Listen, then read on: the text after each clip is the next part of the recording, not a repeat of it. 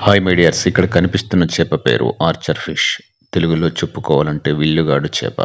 ఇది మంచినీటిలో జీవించే శ్రీలంక దేశపు చేప. చాలా వరకు చేపలు నీటిపై తేలియాడే నీటి అడుగున ఉండే ఆహారాన్ని తీసుకుంటాయి. ఈ చేప మాత్రం అలా కాదు.